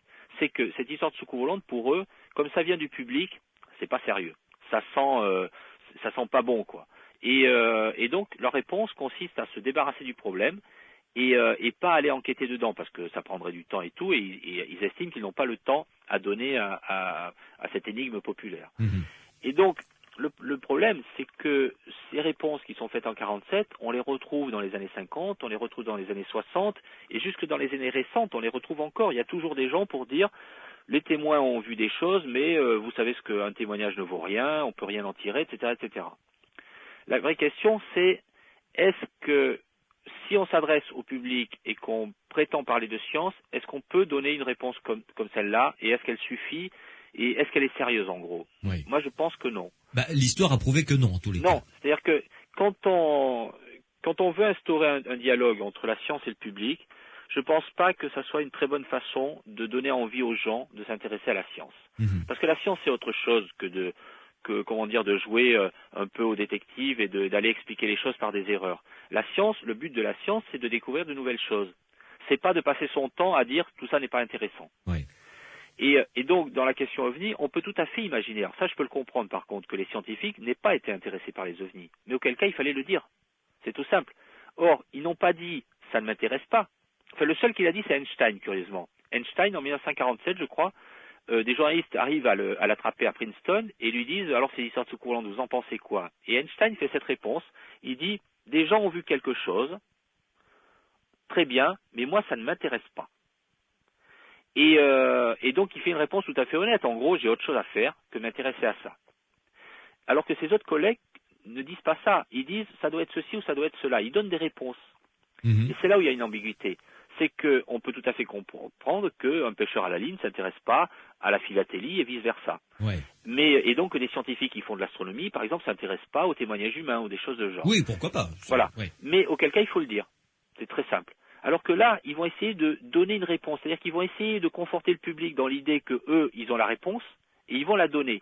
Or, les gens sont pas idiots et très rapidement, ils se rendent compte que ces réponses sont pas sérieuses. Donc là, erreur, on a bien compris. Et là, il y a une erreur. Il y a vraiment une erreur de stratégie. D'accord. Et c'est vrai que, surtout depuis, on a vu que des scientifiques se sont intéressés au sujet et que quand ils s'intéressent au sujet, ils butent sur un problème auquel ils n'arrivent pas à trouver de solution. Donc il y a bien une énigme. Ouais. Et il y a bien une question qui est posée. Et c'est pas parce que ça vient du public que c'est forcément sans intérêt. En plus, maintenant, on le sait très bien, pendant longtemps, on considérait qu'il y avait les experts d'un côté et les ignorants de l'autre. Mais aujourd'hui, avec les associations de malades, avec tous les débats publics qu'il y a sur les OGM, sur le nucléaire, et sur tous ces sujets-là, on voit bien que ça concerne aussi le public, ces questions de science. Donc, quelque part, la démarche qui consiste à dire on a vu quelque chose et on aimerait que les scientifiques nous donnent une réponse, c'est pas une démarche qui est malsaine, c'est une démarche qui, au contraire, est tout à fait saine et montre que les gens sont curieux et ont envie d'en connaître un peu plus sur le monde qui les entoure. Donc, leur faire une réponse en leur disant écoutez, allez voir le psychiatre, c'est pas une réponse très habile. Ouais. Alors donc, revenons à la question initiale, comment doit-on étudier les phénomènes ovnis? Alors, moi, ce qui m'a intéressé, comme ma formation, c'est l'étude du travail scientifique, à la base, c'est-à-dire, qu'est-ce que font les scientifiques pour étudier la nature, en gros, pour aller vite. Mais ils se contentent pas d'attendre que des choses arrivent. Les scientifiques, depuis des centaines d'années, construisent des laboratoires, forment des étudiants, construisent des instruments, et avec tout ça, ils ont en gros permis de révolutionner notre image de la réalité. Pendant longtemps, on a cru que la Terre était au centre du monde. Maintenant, on sait que le cosmos est infini, qu'il est peuplé de soleils, de planètes et tout ce qui s'ensuit. Et ça pour tous les domaines d'investigation scientifique. Donc, la première démarche, je dirais, c'est la curiosité, et puis cette capacité à construire les outils qui vont nous permettre d'appréhender un problème. Pour les ovnis, c'est la même chose. C'est-à-dire que on a des gens qui viennent nous dire on a vu quelque chose, mais la question, c'est comment est-ce qu'on peut appréhender ça? Et quand il s'agit justement d'observation, la science a élaboré des méthodes pour étudier les observations. On peut prendre un exemple qui est très classique, c'est l'étude des météorites. Pendant très longtemps, les météorites, c'était un peu comme les ovnis. Les scientifiques disaient, c'est des croyances populaires, il n'y a pas de pierre qui tombe du ciel. Et puis un jour, en 1803, un jeune académicien, Jean-Baptiste Biot, a démontré devant l'Académie des sciences que, oui, il y avait des pierres qui tombaient du ciel. Et que les gens qui avaient vu ça n'avaient pas eu d'hallucination, ils avaient vraiment vu des cailloux tomber du ciel. Et ça, il l'a fait comment? Il est allé sur les lieux, il a recueilli les fameux cailloux, et puis surtout, il a associé ça avec une théorie du cosmos, qui était celle de Laplace, qui consistait à dire, oui, il y a effectivement des corps qui circulent dans le système solaire et qui parfois peuvent croiser l'orbite de la Terre. Et du coup, ces observations ont eu du sens, elles ont signifié quelque chose. Le problème des ovnis, c'est d'abord de se dire comment est-ce qu'on va étudier ces témoignages pour éventuellement en tirer des faits qu'on puisse étudier, et de l'autre, quelle théorie on peut mettre à côté pour essayer de les comprendre. Parce que en science, il y a aussi une idée reçue, c'est que la science, c'est pas simplement accumuler des faits. La science, c'est accumuler des faits, mais les comprendre, pour essayer d'en tirer quelque chose qui va bénéficier à l'ensemble de la société. Par exemple, Pasteur, au XIXe siècle, sa tâche, son but, c'est pas simplement de prouver que les microbes existent. C'est non seulement d'établir l'existence des microbes, mais également d'en tirer des vaccins et d'éradiquer une maladie. Voilà, d'éradiquer des maladies et de changer la société. Donc, on voit bien qu'il y a toujours une signification profonde à ce qu'on fait en science. Donc, sur la question des ovnis, c'est pareil. Des gens voient des choses, qu'est-ce qu'ils voient, comment l'étudier et comment en tirer quelque chose qui va nous apporter qui va apporter à l'ensemble de la société. Et sur l'histoire des ovnis, justement, comme on parlait des météorites, les astronomes amateurs, les gens qui étudient le ciel et tout, ont des méthodes éprouvées pour étudier les témoignages. Et moi, ce qui m'intrigue dans cette histoire d'ovnis, c'est que depuis 1947, on fait exactement l'inverse de ce qu'il faudrait faire. Pour prendre un exemple très simple, on demande cette histoire de témoignage. On demande toujours aux gens, racontez-nous ce que vous avez vu. Ouais. Et là, on dit, regardez ces témoignages, on nous dit que ça ressemble à une casserole, que ça faisait 7 mètres de diamètre, enfin, des trucs qui sont des données inutilisables en gros, parce que les gens estiment la taille de l'objet alors qu'ils ne connaissent pas sa distance, donc ils se trompent.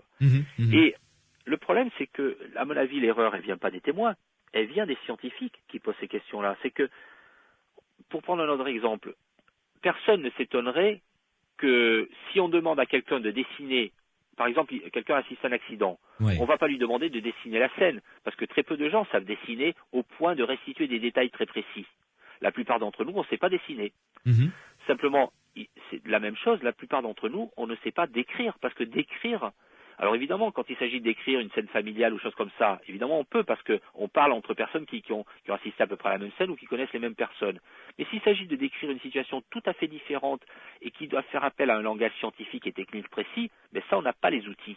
On n'a pas été éduqué pour faire ce genre de description. Donc, demander à quelqu'un de nous décrire un truc qu'il aurait vu dans le ciel, c'est comme si on lui demandait de le dessiner et de nous faire un dessin qui serait du niveau des grands dessinateurs actuels. Ça n'a pas de sens. Donc il faut créer un outil pour pallier à ce problème. C'est tout à fait ça. C'est-à-dire que toutes les critiques qu'on a fait aux témoins en disant regardez, ils savent pas décrire et tout, ce ne sont pas de bonnes critiques parce que la critique, c'est aux scientifiques qu'il faut la faire.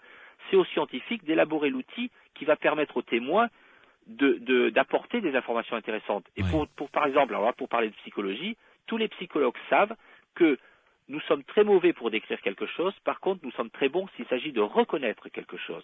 Et on le sait bien, il suffit de faire un tout petit peu d'introspection, on sait très bien qu'on a des images mentales dans la tête, alors ça dépend de la psychologie de chacun, il y en a qui ont de bonnes mémoires visuelles et d'autres un peu moins. Mais une bonne partie d'entre nous, on a une bonne mémoire visuelle, donc si on nous montre quelque chose, on saura reconnaître entre telle chose et telle autre. Par contre, si on nous demande de décrire la même chose, on n'a pas le vocabulaire, c'est tout. On n'a pas les outils pour décrire. Donc pour les ovnis, c'est très simple. Au lieu de demander aux gens, racontez-nous, décrivez-nous ce que vous avez vu avec tous les détails, construisons un outil par exemple qui consiste à, comme dans la police, à établir le portrait robot de ce qui a été vu. Et là, la personne pourra, sur des matrices de formes, de couleurs et autres, choisir quelle est la bonne forme, la bonne couleur, le bon ciel, etc., etc. Il y a d'ailleurs en construction, il me semble, puisqu'on a reçu un informaticien à l'antenne dans les Aventuriers de l'étrange, qui est en train de mettre au point justement un logiciel qui permet aux témoins de dire voilà, le ciel était de cette couleur, là il y avait des collines, il y avait plutôt des arbres, effectivement ça ressemble à telle forme, et ensuite de faire en 3D quasiment la mise en situation de la scène. C'est ça. C'est-à-dire que pendant des années, moi je me suis promené, parmi les gens qui s'intéressent aux ovnis, scientifiques ou amateurs, en leur disant voilà comment il faudrait faire. Et je voyais que les gens continuaient à faire leurs enquêtes. Et puis, il y a quelques années, j'ai fait la connaissance de Jérôme Beau, qui est un informaticien, alors qui maîtrise tout un tas d'outils auxquels moi je ne connais rien, et qui m'a dit, d'abord qui était intéressé déjà par ces questions-là, et qui s'est dit mais ça on peut le construire. Et d'ailleurs, j'en avais aussi discuté avec Pierre Massias, qui est votre collaborateur, qui m'avait déjà mis sur la piste d'un certain nombre de personnes et d'outils pour essayer de construire ça. Il est bien ce Pierre, hein. Oui, tout à fait. Il peut être tout à fait utile dans ce genre de situation. Et donc, on s'est vraiment, Jérôme s'est mis au travail et il a construit un premier prototype de cet outil. Donc l'idée maintenant c'est de le tester. Et donc ce que j'ai fait moi, c'est que j'ai fait un exposé devant les gens du CNES, donc du GEPAN. Et Jacques Patnet s'est intéressé à l'idée. Et donc je pense qu'on va maintenant pouvoir aller plus loin dans cette direction. Mais on voit vraiment que là c'est une toute autre stratégie. Alors en plus, très honnêtement, je suis pas l'inventeur de l'idée. Je l'ai reprise d'un psychologue américain qui s'appelle Roger Shepard, qui est un très grand psychologue, qui en 1968 avait dit déjà qu'il fallait faire ça. Donc c'est pas d'aujourd'hui. Je veux dire, c'est une vieille idée. Alors je comprends que pendant longtemps elle était difficile à rendre concrète parce qu'on n'avait pas la micro-informatique, on n'avait pas Internet, on n'avait pas tous ces outils-là. Mais aujourd'hui on n'a plus d'excuses. On peut construire ces outils-là. Simplement, comme toujours, les gens choisissent la facilité et le résultat concret, c'est qu'en fait le débat piétine et on n'arrive à rien de concret. Alors quand est-ce que ce sera opérationnel? Parce que là finalement vous ouvrez des perspectives qui sont tout à fait intéressantes. Oui, c'est-à-dire que Jérôme a beaucoup travaillé sur le projet, on a déjà un premier prototype. L'idée c'est de le tester sur certains témoignages et d'arriver à l'améliorer pour le rendre. L'idée c'est de le rendre très très pratique et très concret parce que on s'est rendu compte quand même au fur et à mesure qu'on teste ce genre de choses, on voit il y a de nouvelles difficultés qui apparaissent, notamment qui est celle de construire un outil que les témoins pourraient utiliser facilement.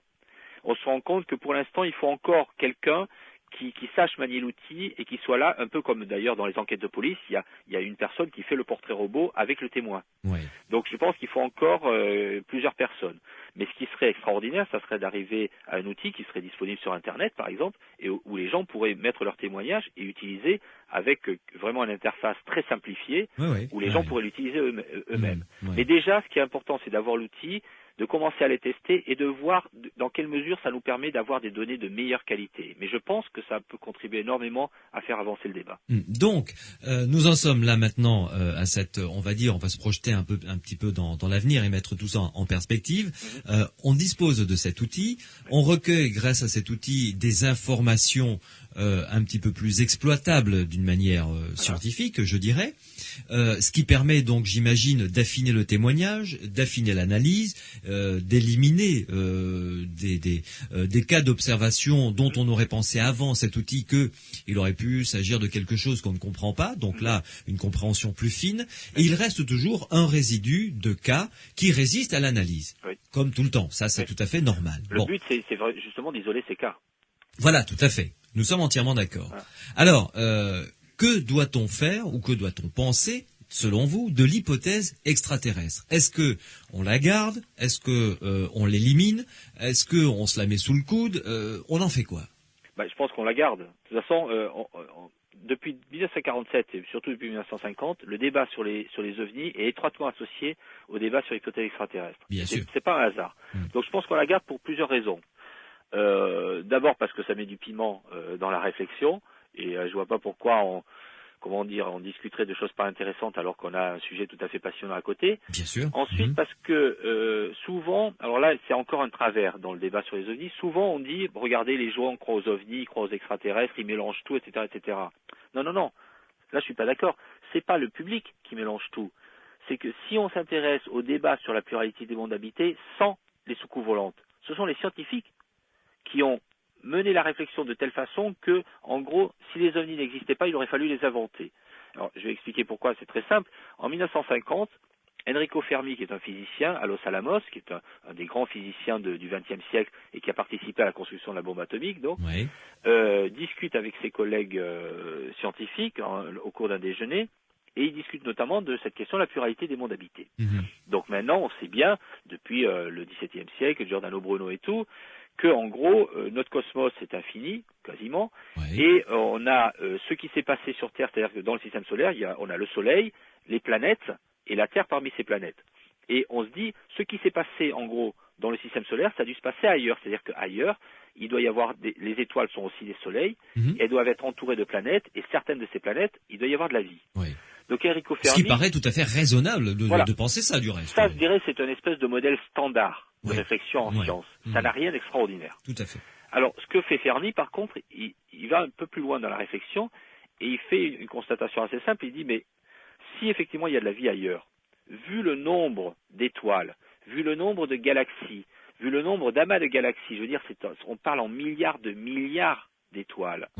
Donc quelque chose qui est tout à fait impossible, c'est plus que les grains de sable sur une plage en été. Donc c'est quelque chose d'hallucinant. Et si ne serait-ce qu'une fraction de ces étoiles ont des planètes et sur lesquelles il y a de la vie, il faut savoir qu'une partie, comme nous, notre planète et la vie sur Terre, c'est quelque chose de très récent. Oui, on est des gamins. C'est très jeune. Donc il est tout à fait possible que sur d'autres astres, la vie soit apparue bien plus tôt que sur Terre. Et puis quand on dit bien plus tôt, c'est pas 10-15 ans, hein. C'est 1 million, 10 millions, 100 millions d'années plus tôt. Donc, nous, notre civilisation, pour prendre par exemple l'histoire des sciences, notre civilisation, ça fait 400 ans qu'on fait de la science expérimentale. Ça fait à peine un siècle qu'on a commencé à quitter la Terre, c'est-à-dire qu'on a appris à voler et à aller dans l'espace. Donc, notre civilisation est toute jeune. Si on imagine que d'autres civilisations ailleurs ont fait ça, ce qu'on fait nous, il y a 1, 10, 100 millions d'années, où est-ce qu'ils en sont actuellement? Donc Enrico Fermi a fait un constat très simple, il dit, mais s'il y a des extraterrestres, statistiquement, il y en a une partie qui sont beaucoup plus vieux que nous, donc ils devraient déjà être ici. Où sont-ils? Et ça, c'est devenu la question qui taraude les scientifiques. Où sont ces fichus extraterrestres qui devraient déjà être ici? Donc on voit bien que dans la réflexion telle qu'elle est posée par Fermi, l'hypothèse ovni s'impose. C'est ce que disait Aimé Michel en 73 dans un texte remarquable. Aimé Michel, c'est un des pionniers de l'étude des soucoupes volantes. Et en 73, il publie un texte qui s'appelle le principe de banalité. En gros, le principe de banalité, c'est ce qui s'est passé sur Terre, c'est banal, donc ça a dû se passer ailleurs dans le cosmos, très souvent. Ouais. Et il disait, la science prévoit quelque chose comme les ovnis. C'est-à-dire que la science nous indique que nous devrions être visités, donc nous devrions nous attendre à voir, percevoir, détecter quelque chose. Donc, on voit bien que le problème se pose à l'envers. C'est pas en renvoyant les témoins chez le psychiatre qu'on va résoudre la question. Mais c'est au contraire, quand on se penche sur la question scientifique de la pluralité des mondes, on se dit, mais il devrait y avoir quelque chose comme ça. Alors maintenant, la vraie question, donc, la vraie question, c'est pas justement est-ce que les ovnis, les gens se trompent ou mélangent tout, c'est est-ce que dans certaines de ces histoires d'ovnis, on peut rapprocher ça de ce qu'on devrait s'attendre à voir. Ouais. Et alors là, en fait, on rentre dans des problèmes qui sont extrêmement compliqués parce que la question qu'il faut poser au-delà de ça, c'est mais à quoi on devrait s'attendre, en gros? Les extraterrestres, ça ressemble à quoi? Oui, parce qu'on n'a aucune idée de quelle manière a pu se développer une idée de vie, enfin une forme de vie ailleurs. Et voilà. Et c'est ça, en fait, le vrai problème. C'est-à-dire que là, on se trouve, ça c'est une question qui est, pour prendre un raccourci, en gros, c'est comme si on voulait essayer de prouver l'existence de Dieu. On est face à quelque chose qui nous dépasse et on est un peu démuni de moyens, on va dire. Donc, alors bien sûr, les extraterrestres, c'est pas Dieu, c'est pas le même problème. On est dans une question scientifique, pas dans une question théologique.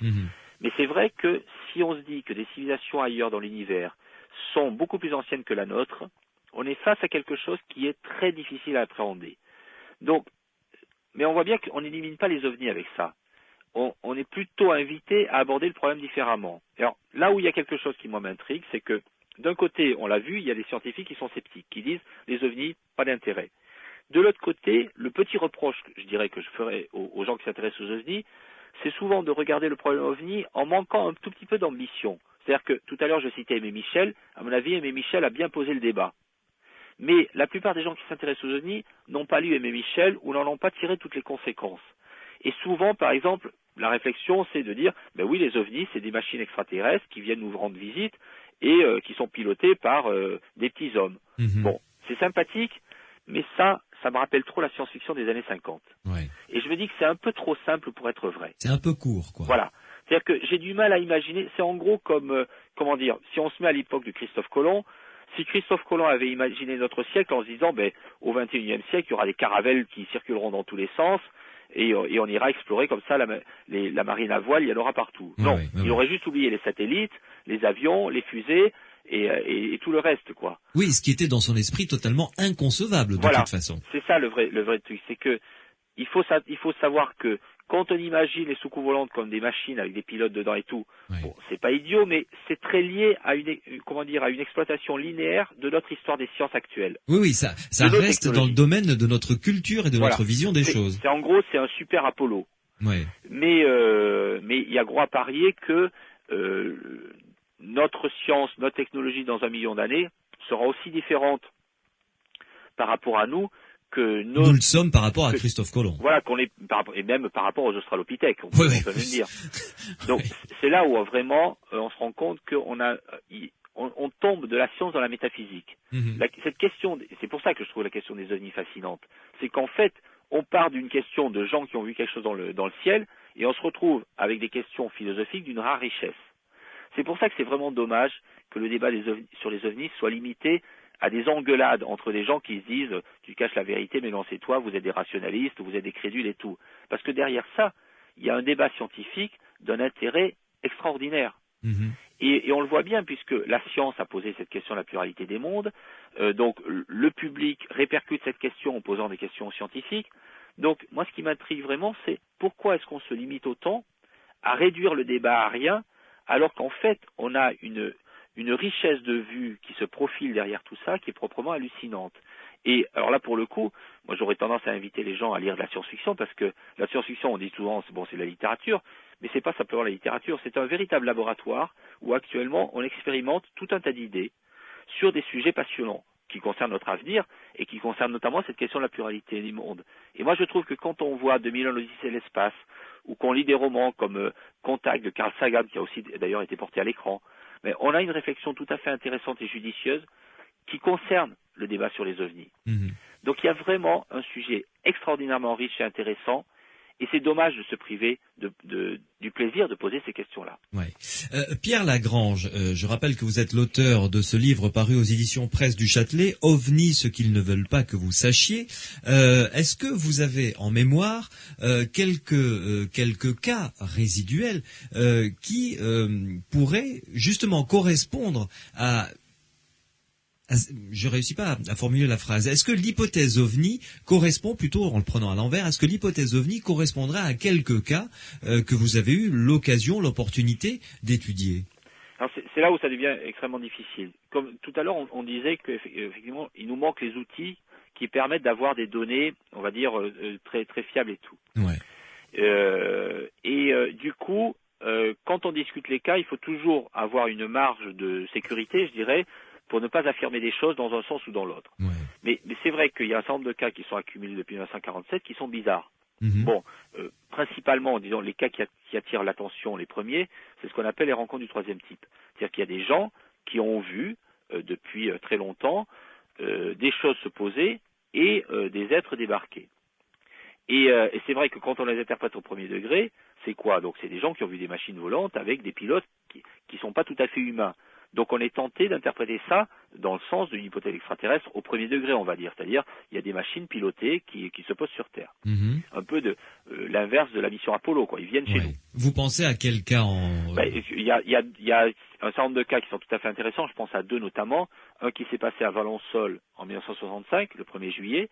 C'est un paysan, Maurice Mas, qui est décédé il y a quelque temps, qui observe dans son champ, à 5 heures du matin, un objet qui a une forme un peu d'œuf, qui est posé sur des pieds, et il y a deux petits hommes devant qui sont en train d'observer sa lavande. Et ils sont petits, ils font 1 mètre de haut, et ils ont une tête énorme.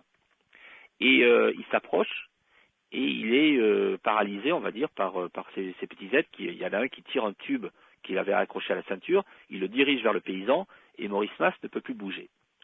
Donc cette affaire-là, elle a été enquêtée par la gendarmerie, il y a des PV de gendarmerie, on a le récit du témoin. À l'époque, on a dit, il a fait une confusion avec un hélicoptère. Bon, peut-être, mais si c'est ça, moi ça me pose une question extrêmement intéressante, c'est comment, à partir de l'observation d'un hélicoptère, il a pu raconter un récit qui diverge autant de ce qu'on sait être un hélicoptère. C'est-à-dire que c'est bizarre son truc. Donc que ce soit dans un sens ou dans l'autre, il y a une énigme. Et il y a un autre témoignage qui se passe 1 an avant, à Socorro, dans le Nouveau-Mexique, où c'est un policier qui entend une explosion, qui se dirige dans un endroit donc un peu désert, où il a vu un truc bizarre dans le ciel, et là il observe au sol un objet qui a aussi une espèce de forme un peu d'œuf ou un peu allongé, qui est posé, et il y a 2 petits êtres devant, alors qui ne ressemblent pas à ceux de Maurice Mas parce qu'ils sont recouverts d'une combinaison, donc ils ne voient pas leur aspect. Mais ils ont l'air de regarder un peu ce qui se passe par terre. Et l'engin va décoller, faire beaucoup de bruit et partir dans le lointain. Alors ce monsieur a été enquêté, il a été interrogé par les enquêteurs de l'armée américaine et par des scientifiques, notamment Hynek, l'astronome que j'ai évoqué tout à l'heure, qui a créé un groupe d'études des ovnis aux États-Unis et qui à l'époque travaillait pour le compte de l'US Air Force. Et personne n'a réussi à pouvoir dire qu'en gros le témoin avait menti ou avait halluciné et tout. C'est un des cas les plus solides du dossier des soucoupes volantes qui existent à l'heure actuelle. Donc il y a vraiment, en plus il y avait des traces au sol pour le coup. À Valensole aussi il y avait des traces. Le problème c'est qu'à Valensole on n'a pas pu les analyser. À Socorro, elles ont été photographiées, on a fait le plan de ces traces et tout. Donc il y a bien un truc qui apparemment s'est posé là. Donc il y a des cas comme ça qui sont très bizarres. Mais on voit bien qu'une fois qu'on a ça, on a des témoins sincères qui ont vécu quelque chose de bizarre et tout. Après, c'est comment est-ce qu'on peut interpréter ce genre d'histoire. Et est-ce que ces cas qui paraissent solides et bien documentés, bien enquêtés, on va dire, peuvent être mis, est-ce qu'ils peuvent être mis en parallèle avec la théorie de la pluralité des mondes? C'est-à-dire que c'est là où le problème commence. C'est-à-dire que ce que nous montrent ces cas, c'est effectivement le modèle, je dirais, populaire. C'est-à-dire qu'il y a un engin qui est posé au sol et des petits êtres qui pilotent cet engin. Donc c'est là où il y a quelque chose de curieux, c'est-à-dire que ça nous invite à interpréter l'hypothèse extraterrestre au premier degré, à se dire on est visité par des machines qui se posent, qui brûlent les herbes aux alentours, et puis des pilotes qui sont en scaphandre ou pas, mais qui pilotent ces trucs-là. Ça reste toujours, ce que vous leur reprochez à ces visions, c'est que ça reste toujours dans le cadre de nos connaissances. Moi je reproche rien aux visions, au contraire, les témoins c'est extraordinaire qu'ils racontent ça, mais ça nous pose une difficulté en termes d'interprétation, c'est-à-dire que comment est-ce qu'on doit interpréter ça? C'est-à-dire que est-ce que pour essayer de réfléchir un peu plus loin, on dit souvent que les gens se trompent et que par exemple Maurice Mas, on l'a accusé d'avoir confondu avec un hélicoptère. Moi, l'autre question que je me pose, elle va dans le sens contraire. C'est-à-dire, imaginons que ces témoins aient vraiment assisté à quelque chose qui soit vraiment extraterrestre, c'est-à-dire vraiment différent, vraiment étranger. Ce qui est clair, ce qui me paraît clair, c'est que pour pouvoir décrire ce qu'ils auraient vu, ils sont obligés de puiser dans leur culture. Exact. Oui. Donc ils sont obligés d'aller chercher des modèles qui correspondent à ce qu'ils connaissent. Oui. Ça correspond exactement à la description des caravelles de Cortés lorsqu'il est arrivé pour la première fois, lorsqu'il a abordé sur le territoire inca. Ceux qui ont rapporté, les messagers de l'empereur, ont rapporté la chose suivante. Ils ont vu des collines sur l'eau avec des arbres. Voilà. Ils ne pouvaient pas, comme ils ne connaissaient pas les bateaux, ils n'en avaient jamais vu, ils ne pouvaient pas décrire un bateau autrement qu'en disant ça. Donc forcément loin de la réalité. C'est ça. Et de la même façon que quand ils ont vu les premiers cavaliers de Cortés arriver, ils ont vu des centaures. Voilà, c'est ça. Ils décrivent ces espèces d'êtres hybrides qui sont à la fois hommes et cheval, mais qui arrivent à se séparer à certains moments. Oui. Et donc, effectivement, le parallèle est extrêmement intéressant. D'ailleurs, Bertrand Meeus, qui est un philosophe qui s'intéresse aux soucoupes volantes et qui a écrit plusieurs livres remarquables sur ce sujet, s'était intéressé justement à ces récits de la conquête espagnole de l'Amérique, parce que ça offre des parallèles tout à fait intéressants. Effectivement, des gens qui n'ont pas certains concepts, comment décrire, en fonction de sa propre culture, ce qu'on a vu. Et je pense qu'il faut vraiment s'inspirer de ça pour essayer de comprendre. Alors, il ne s'agit pas d'avoir des certitudes, on ne peut pas avoir de certitudes sur l'histoire des ovnis. Mais par contre, il s'agit de ne pas se priver de la richesse que produit toute cette histoire en termes de réflexion. Et de se dire qu'effectivement, Maurice Mas en France ou Zamora, le policier à Socorro, ils ont vu quelque chose. Ils ont essayé de le rapporter de bonne foi, mais ils ont été obligés de puiser dans leur propre culture pour le décrire. Et dès lors, il est clair que de la même façon que les Indiens n'ont pas eu affaire à des centaures ou à des collines avec des arbres, de la même façon, il est possible que ces témoins aient vu complètement autre chose, mais par contre, ils ont été obligés de le décrire avec des mots humains, on va dire. Le problème, c'est qu'on n'a pas le lexique extraterrestre pour pouvoir décrire ces choses-là. Et c'est là où il y a vraiment quelque chose d'intéressant. Alors, encore une fois, il faut être prudent.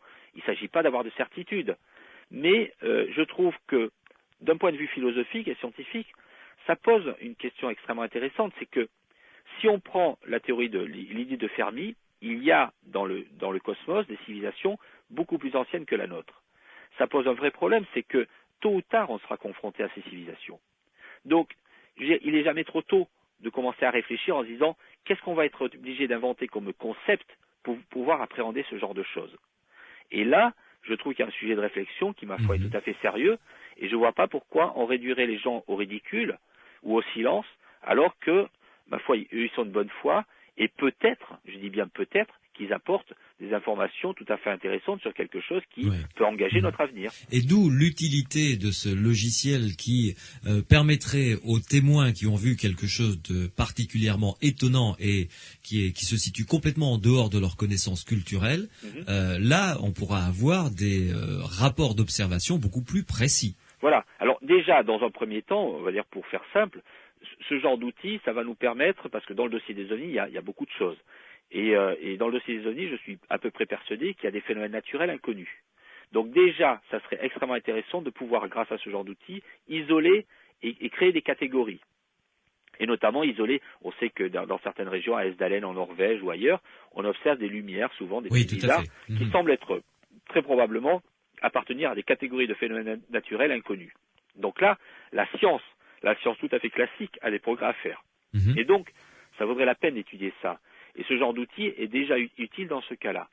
Mais c'est vrai que, de toute façon, il est clair qu'on ne peut pas continuer à débattre des ovnis en s'engueulant. Je pense que ce n'est pas une bonne façon de faire de la science au XXIe siècle. Et donc je crois qu'on a tout intérêt à prendre les choses avec un peu d'humilité, à se dire les gens ils ont vu quelque chose, on a tout intérêt à écouter leur description et à essayer d'en tirer un savoir. Et je crois que ça fait partie d'ailleurs de cette espèce de courant général qui consiste à rapprocher la science du public.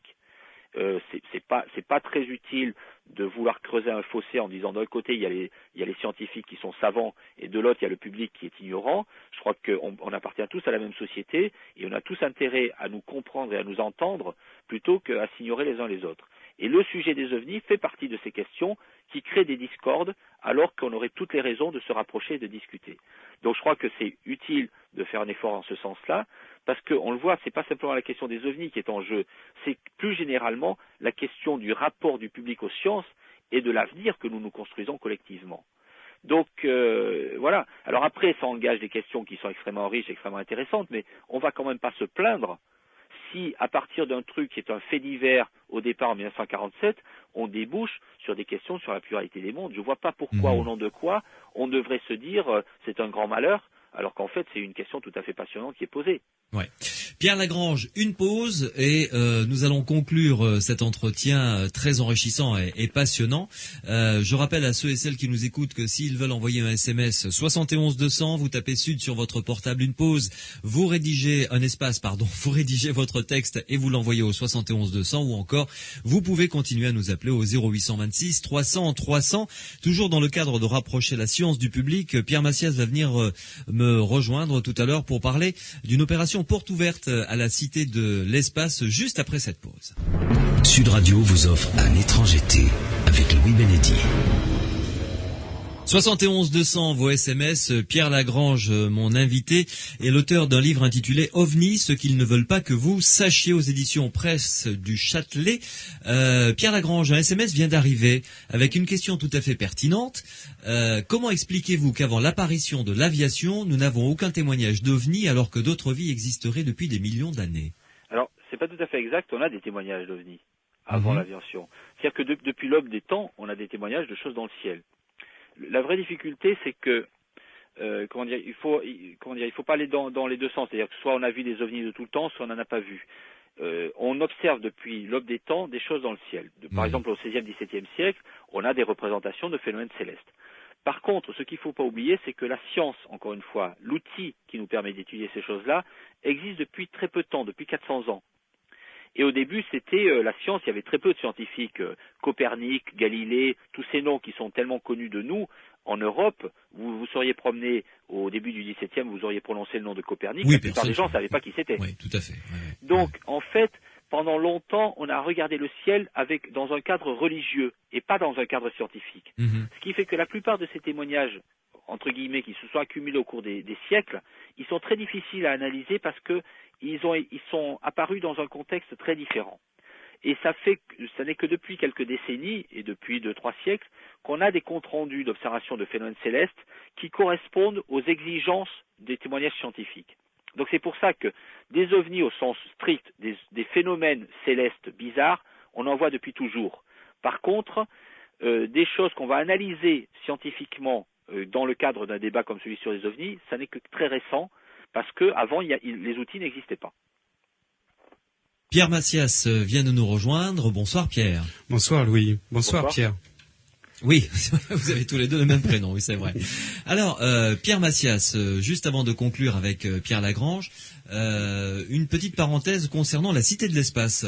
Oui, une petite parenthèse parce que, pour prolonger un petit peu cette notion d'espace, la Cité de l'Espace de Toulouse organise ce week-end un week-end donc portes ouvertes pour son 10e anniversaire. Donc c'est l'occasion, portes ouvertes, donc entrée gratuite. Oui. Ah oui, c'est bien. Un détail important. Donc c'est l'occasion de profiter, de découvrir, de redécouvrir les nouvelles activités proposées par la Cité, comme par exemple des mini-ateliers spatiaux pour fabriquer son satellite, ou pour fabriquer une image spatiale, ou un forum métier pour savoir comment l'on devient astronaute, ingénieur spatial, enfin les métiers de l'astronomie, de l'astronautique. Et puis des animations particulières, peut-être juste après l'émission pour les gens qui sont tournés vers la Cité de l'Espace pour en regarder le ciel. Il y aura un magnifique feu d'artifice. Et demain, un tirage au sort du gagnant d'un jeu qui a été organisé depuis plusieurs mois par la Cité de l'Espace. Donc un tirage au sort qui sera fait en présence de Claudie Aigneret. Il va gagner un voyage sur la Lune. Presque. Il y a des voyages très très amusants, très enrichissants à gagner. Bien. Pierre Lagrange, ce serait une bonne idée si le GIPAN avait son stand à la Cité de l'Espace. C'est peut-être le cas, je sais pas trop, mais je pense que pas ma connaissance. Depuis des mois, on voit que Jacques Patenay se dépense beaucoup à communiquer avec le public et il le fait très bien. Donc je pense que chaque fois qu'il a l'occasion, justement, il le fait. Il apparaît dans les manifestations publiques de ce genre. Et, par exemple, je sais que dans les années 70, vous le rappeliez, au Bourget, justement, le GEPAN avait eu un stand. Donc c'est pas en soi, c'est pas inconcevable ce genre de choses. Pierre Lagrange, après la publication de ce livre, après l'émission que l'on vient de partager ensemble, Étrangeté sur Sud Radio, le vœu que vous feriez pour conclure cette émission, pour que finalement les choses essayent d'avancer un peu dans le bon sens. Oula, ça c'est un vœu, mais c'est vraiment un vœu parce que malheureusement l'histoire des ovnis nous montre que c'est difficile. Je pense que le vrai problème c'est d'arriver à apaiser un peu les débats. Alors c'est facile à dire, mais pas facile à faire. Mais c'est vrai que c'est une question que moi je trouve intéressante, passionnante déjà, mais intéressante après parce que elle pose tout un tas de questions scientifiques. C'est une question qui est également passionnante parce qu'elle permet de rapprocher la science et le public. Et pendant longtemps, on a cru que cette question écartait la science du public. Et donc c'était un sujet irrationnel et tout. Moi, je suis pas du tout d'accord. Si les gens s'intéressent aux soucoupes volantes, c'est parce qu'ils d'abord ils s'intéressent à la connaissance et à la science. Donc il ne faut pas se mettre la tête dans le sable, il faut au contraire affronter le sujet, l'affronter dans toutes ses ramifications, y compris la question de la pluralité des mondes, parce que c'est comme ça qu'on maintient l'intérêt et je dirais de bonnes relations entre science et public. Donc ça c'est vraiment un enjeu intéressant. Les médias ont leur part de responsabilité dans ce genre d'entretien d'opposition. Oui et non, parce que c'est vrai qu'en 47, quand le sujet a été lancé, on est allé voir les militaires et les scientifiques et on s'est contenté des réponses qu'ils donnaient. Et c'est très rare de voir des enquêtes très poussées, très sérieuses sur ces sujets, tout simplement parce que l'actualité va à une telle vitesse que il faut du temps, de l'argent pour faire une enquête. Donc souvent on s'est contenté de demi-réponses sur ces sujets et c'est pour ça qu'on a une espèce un climat un peu pourri, on va dire, de discussion qui est entretenu depuis 60 ans. Et ça c'est vraiment dommage parce que je crois qu'une opportunité si riche de discuter de science est ratée parce que on pose de travers les questions et qu'on se lance dans des diagnostics un peu rapides au lieu de marquer une pause et d'écouter un peu ce que les gens ont à dire. Donc il y a un bel enjeu. C'est un sujet, encore une fois, je vois pas pourquoi on a peur, parce que c'est un sujet au contraire qui est passionnant, qui découle de questions philosophiques qui remontent aux Grecs. Donc la pluralité des mondes, c'est pas nouveau. Et franchement, s'il y a un vœu, c'est justement que l'information soit un peu mieux faite sur ces questions et qu'on en discute ouvertement, qu'on arrête d'avoir peur. Moi, combien de fois j'ai vu des scientifiques qui se disent oui, mais si on commence à parler de ça, on va avoir des problèmes avec un tel, on va s'engager dans des polémiques. Les gens ont peur de leur adversaire potentiel. Non, tout le monde est curieux dans cette histoire. Et c'est, je crois, la peur qui crée ces espèces de débats un peu sur de mauvaises bases, alors qu'en fait, on a toutes les raisons de s'entendre et de s'intéresser à ces questions qu'on a en commun, que l'on partage tous. Merci beaucoup, Pierre Lagrange. Merci à vous. Merci d'avoir répondu à cette invitation. À très bientôt pour un autre ouvrage, parce que vous êtes très prolixe dans ce pas uniquement dans ce domaine. Il y a du pain sur la planche. À très bientôt, Pierre Lagrange. À très bientôt. Au revoir. Avant de se quitter, je vous rappelle les deux titres des ouvrages qui m'ont servi à construire cette émission. Première partie de l'émission était consacrée, je vous le dis, si vous avez pris l'émission en cours, aux apparitions au Portugal, aux apparitions mariales, donc de la Vierge Marie au Portugal, à Fatima précisément, puisque cette année on fête les 90 ans des apparitions à Fatima. Donc le titre du livre, c'est Apparition à Fatima, aux éditions Presse du Châtelet. Son auteur Daniel Costel, avec inséré dans le livre un DVD, le film de Daniel Costel qu'il a réalisé sur le lieu historique justement de Fatima, une reconstitution tout à fait fidèle à ce qui s'est passé, un film de 93 minutes à peu près. Donc ça c'est le premier ouvrage. Deuxième ouvrage que je vous recommande, c'est celui de Pierre Lagrange, donc avec qui j'ai fait la deuxième partie de cette émission sur le dossier OVNI. Le titre de ce livre, OVNI, ce qu'ils ne veulent pas que vous sachiez, toujours aux éditions Presse du Châtelet. Pour conclure, pour nous contacter, c'est le 0826 300 300. Vous nous laissez un message sur ma boîte vocale, celle des Aventuriers de l'étrange. Vous pouvez également nous contacter par mail. Vous écrivez à étrange, au singulier, étrange@sudradio.fr, étrange@sudradio.fr, et on se retrouvera bien entendu à partir de samedi prochain. Nouveaux horaires, notez bien, samedi 20h, 23h, et là nous parlerons du chamanisme. Merci à Mathieu qui a réalisé cette émission, Morad qui était au standard, et Pierre Massias qui continue toujours indéfectiblement à m'aider à la construire. À la semaine prochaine.